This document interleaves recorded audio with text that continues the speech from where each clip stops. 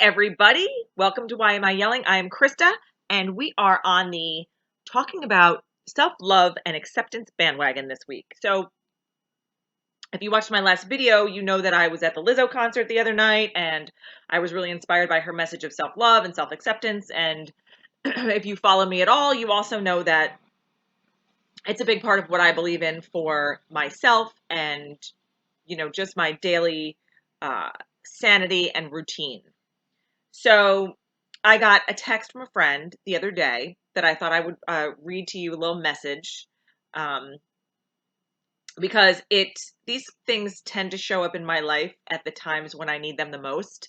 And I think for a lot of us, those things happen. The phone will ring and it'll be an unexpected phone call that you were either thinking about that person, or you just needed to hear their voice, and or you get a text or you get an email or something happens that crosses your path where you feel like I needed to hear that message today.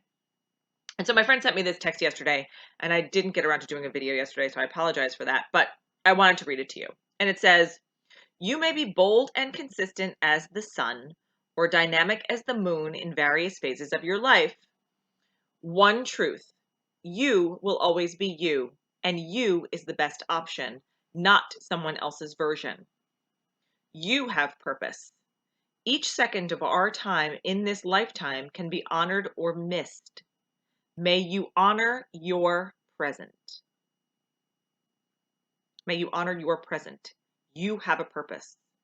You will always be you." Those are pretty powerful and impactful words. And I think that a lot of times we forget to include ourselves in our dialogue whenever we're talking about things that we are passionate about. When we are busy in our lives, creating all the things that we're creating, our jobs, our parenting, our relationships, we are oftentimes not including ourselves in our own personal needs and wants and desires and all of that stuff in our everyday existence.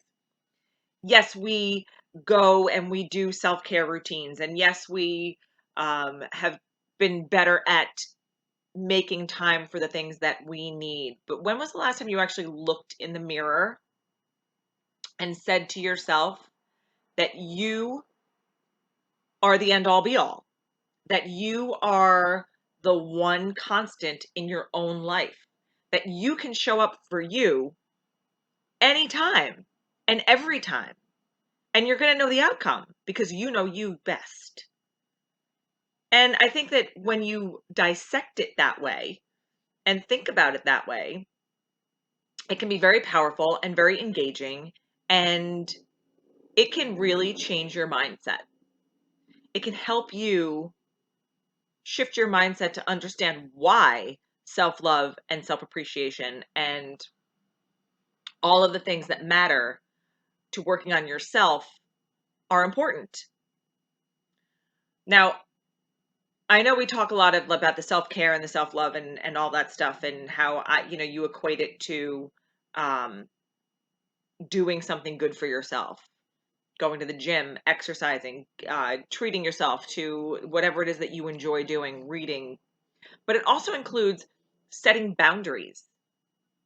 And I talk about it in my book when you're in the section talking about self-love and the relationship you have with yourself. You have to be able to set boundaries for you and know what's important for you every day. If you're not comfortable with something, you have to be okay with setting a boundary and saying, "I'm not okay with this, and I'm gonna have to like put these blocks up because of it." And that is a form of self-care because you're taking care of your heart and your head and all of the things that matter.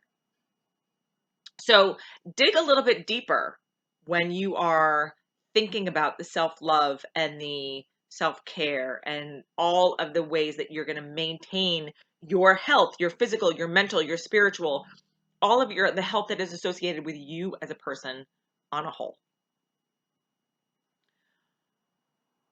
You have to understand how important you are, not just to everybody else out there, the people that you care for every single day, but to yourself. Taking care of you and making sure that you are okay with you is the most important thing. Because if you're not okay with you, you're not going to be okay with everybody else or for everybody else. Yeah, you can phone it in all day long. We've all done that. We have all been there. We've all experienced some kind of fake it till you make it in our lives, especially when we're not feeling so great about ourselves and we have to like put on the brave face and um, be that person that everybody thinks that we should be. But when you're doing that on a regular basis, it can be exhausting. Trust me. So try to find a way to work on yourself in order to not have to fake it till you make it or phone it in. Genuine and authentic and vulnerable and all these words that we hear, these buzzwords that we hear all the time lately. Those are the things that people want to know about you. Those are the things that you want people to know about you.